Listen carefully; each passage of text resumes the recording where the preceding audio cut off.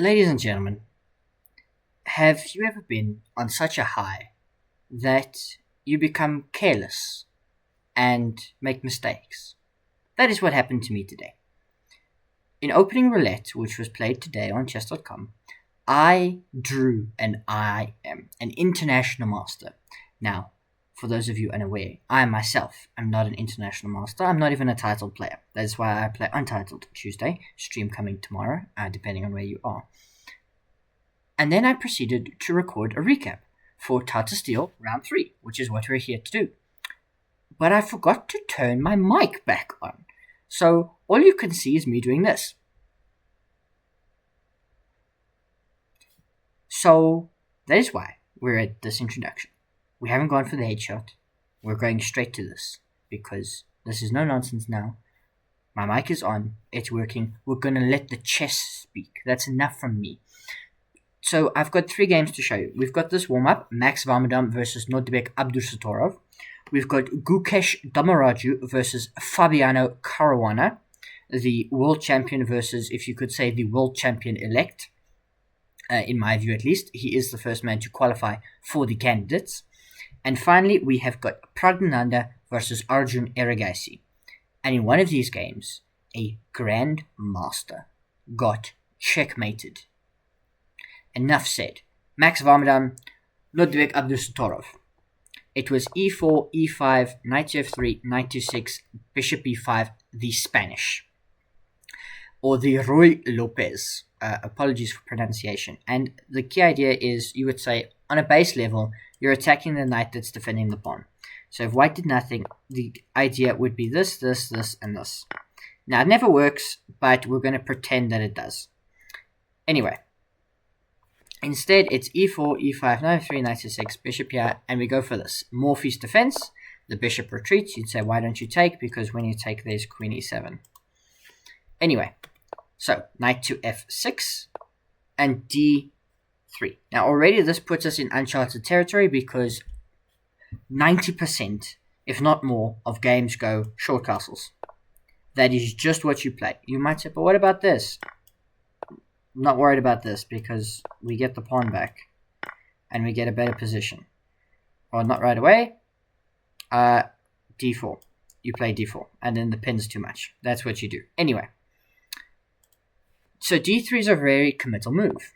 So it allows bishop to c5 because in most variations the bishop only goes to e7. And now we get c3. So this is the main idea. You're going to play it like you would play an Italian opening, where the bishop would come back, it would protect this pawn, you would play d4, and you would bring your knight to that magic square over here. And a lot of that gets played. So we get d6, short castles h3, preventing the pin. The bishop goes back preeminently, anticipating d4, rook e1, the knight retreats, now it cannot be captured to ruin the pawn structure, and it will go to g6. So we get d4, knight over there, and the bishop retreats. So far, the players have spent some time, but we're in relatively well-known stuff, relatively well-known positions. We get bishop to d7, which is an interesting move. Most games here go rook e8 or h6, so an interesting move here. Already Nordebek putting us into an interesting line, and I don't know if you recall, yesterday he came up with the idea of a4. Anyway, so bishop d7, we get bishop to e3, preparing perhaps to trade at some point. Rook e8 now gets played, knight to d2, and a5. And this is the first move that the database has said, I give up, I've got no idea what's going on anymore. We're going to have to leave it to the engine and to the players.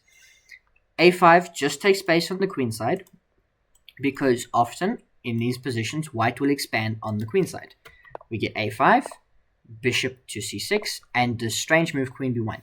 Queen b1 to the naked eye doesn't look like it makes much sense, but the center is well supported. You're going to now try to play breakthrough on the queen side, and in the future this bishop and queen battery might become very powerful. Queen to e7, takes, and the Spanish is a very maneuvering game. So I'm just going to fast forward, so we get a trade of bishops, and this bishop comes out, and perhaps could look for a trade, forcing this because you would have be pinned effectively. The knight retreats back, and we get our knight forward. And you can just see that these players are going to maneuver to try and target weaknesses in each other's position. But there's not much. So we get, queen c2. Now the rooks are connected. We get this move to prevent, the knight from gaining access to any of these squares. Because, a common idea is to get the knight to f5. That was the whole point in why sometimes you would rotate the knight out this way to get to f5. Equally, you could expect maybe white to play this so that black can't do the same thing. So we get b3, b6, rook d1, rook back to a8, and now the knight comes out. And you see this idea perhaps coming to fruition, knight to f5, the bishop retreats, anticipating that, but the knight says, no, I'm not doing that. Now we get here, king up. And you just rotate. Now we're going to the queen side. We're maybe looking for a breakthrough on the queen side. No. And this is such a maneuvering game. Look what this rook did. It went up, and a couple moves later, it went back down. You just maneuver, and you look for your opponent to make a mistake. Now, Warmerdam closes things up on the queen side. But this is too much because it allows knight takes h3. He's now down a pawn. You might say, oh, but what about this? Nope. Here, and you get forked. So we don't get that in the game. The king simply slides over, but now we can remove that knight from the center. This pawn structure is okay-ish. This pawn could maybe be targeted in the future with something like f5, but it is preventing c6, which would be a pivotal pawn break. So because it's kind of locked on the queen side, Max decides to run his king all the way from here to here. And you can see nothing's happened. But now the kings are on opposite sides, so maybe his idea is to break through there. It's very risky now. Your kings are on opposite sides. You could fall victim to a counterattack, and now he's worse. You can see the evaluation bar has said, nope, you've misplayed this, you're now worse. It's minus 1.3 because the black king is considerably safer than the white king. This knight is well placed. These pawns are all targets. So we get takes, a lovely find. Now, Nordberg is up 2 pawns. We get the knight retreating or coming up here. And so we go here. Nordberg's just up 2 pawns. And this will be a theme of the video. If you go up pawns, there's not much you can do. And we get this. And Max looks like he's getting in. He's not. Knight takes. Yes, we can take the rook. So material's balanced. It's not balanced. Queen a3 check. And here, it's completely lost. It's minus 3. But there's a way to lose very quickly. King to d2. And it's minus 7. I think there's one more move that gets played. Oh, I'm going down. I shouldn't be doing that. And spoils the results because knight went back here. And this is game over. It's mate in 25. So, Nordberg Abdusattorov defeats Max Warmerdam to go 2 games in a row. He wins. Now, the next game I'm going to show you. Fabiano Caruana versus Gukesh Domoraju, the world champion and one of his candidates. Will Fabiano Caruana finally win the candidates again and have his world championship match? Because he's never lost a world championship classical game. d4, d5, c4, and we get this Queen's Gambit decline. Now, normally, side note here, you'll see this later in the video, if you play the Queen's Gambit like this, it's because you want to play the Queen's Gambit accepted. If you're going to play the Queen's Gambit declined, you normally don't play d4, you normally play knight to f6. Because you want to get this. Because if white goes like this, and we transpose to what we have in the game, this is what we get in the game, this is fine for black. But if white, for instance, plays here, you get Nimso Indian. And also, if white goes here, you can get Queen's Indian. So it leaves your options very flexible. Playing d4 is very limiting. So we get c4 here, here, and you can see it's all what I showed you earlier. The knight comes out, and we get what is called now not the Nimso Indian, but the Rogozin defense. We get takes, takes. The bishop comes out pinning the knight. You don't want it jumping in here to put more pressure on you. It gets kicked, and you don't want to commit to this just yet. It's a bit weakening just now. So the bishop comes out. The queen gives a check. Now to save your bishop, you must block with the knight. And e3. So far, so good. The players have not spent much time at all. They've blitzed at 9 moves. g5 now kicks out the bishop, and we short castle. That did spend Fabiano a couple of minutes. The bishop comes out. We take with check, and we move our knight out of the way. you're potentially wanting to damage the pawn structure, and once again you see this knight maneuver out to g6. So we get knight back to d2, so that there's no, funny business, and it, gets control of e4. Knight moves over, queen to d1, h5, h3. We kick out the light squared bishop. It retreats here. Fabiano expands, and we get a4, a bit of jostling on the queen side. You might say, why don't you take this pawn? You don't want to. You want them to take you. Now, this position is dynamically rich because you have committed your pawns very far on the king side. So, you do have kind of an attack on white, but equally, white could have an attack on you. That's what happens when you push pawns on the same side of your castle. Same side attack, somebody's going to win, somebody's going to lose. White is struggling for space. You can see this bishop looks good. That bishop is good. This bishop is kind of staring into granite. And you don't necessarily want to trade it and ruin your pawn structure. That would also, So, rook to e1, rook to e8, rook e8, rook e1, queen e7. The bishop comes out. Maybe activating along this if you get some pawn breaks going. And, we're just controlling this key square of e4 because you might want to plant a knight or something like that. We get bishop to e4. We don't want to trade. Bishop back. Bishop f3. Here. And the players repeated moves and made a draw. The irresistible force moves the immovable object. What can you do?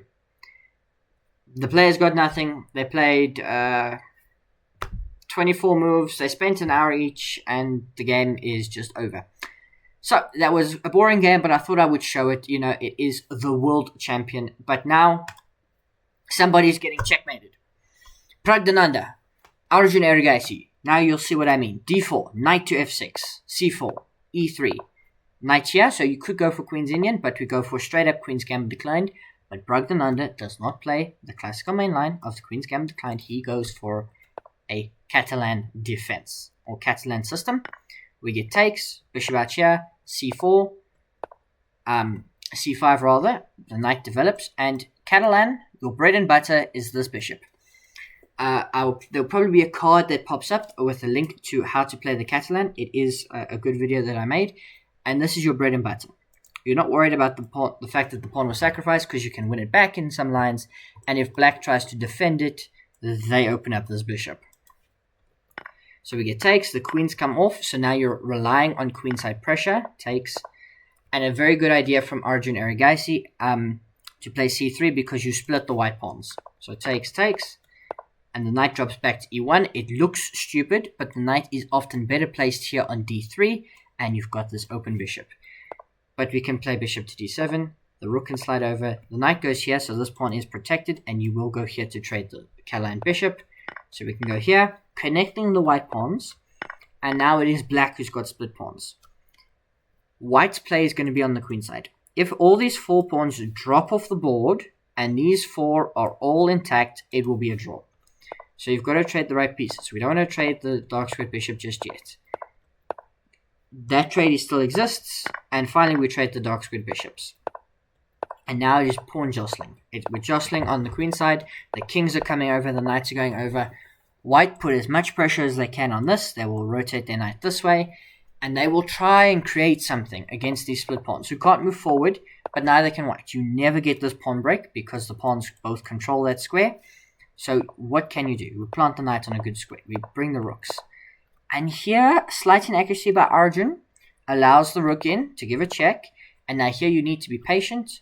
We get knight to c3, which is good. And here you need to be patient. You need to play the best move, rook d1.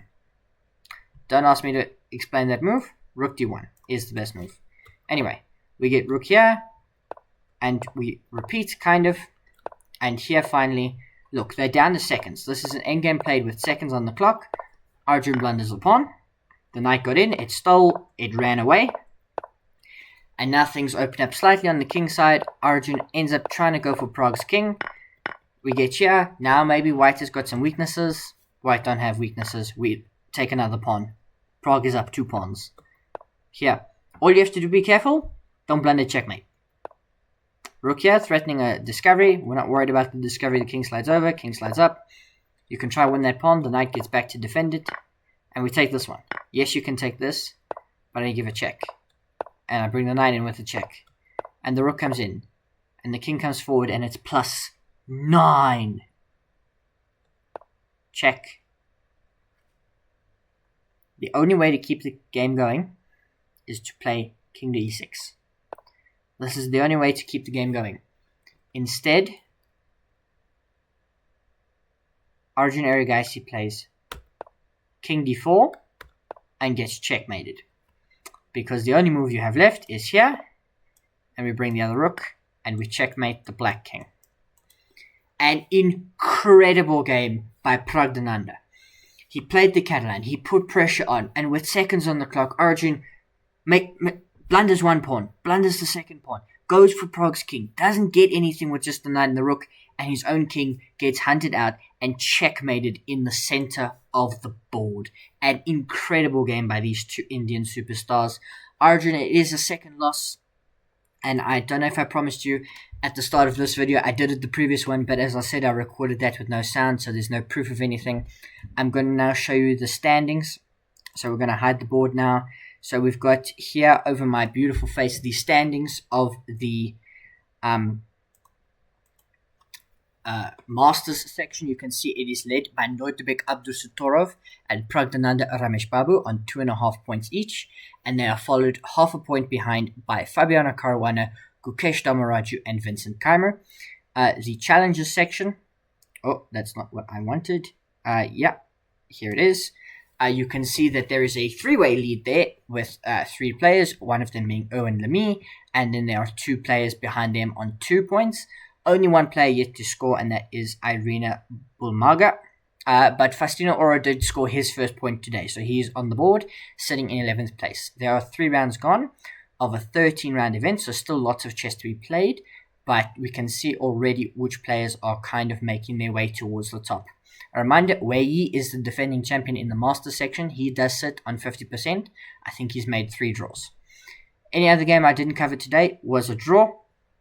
So that is what happened.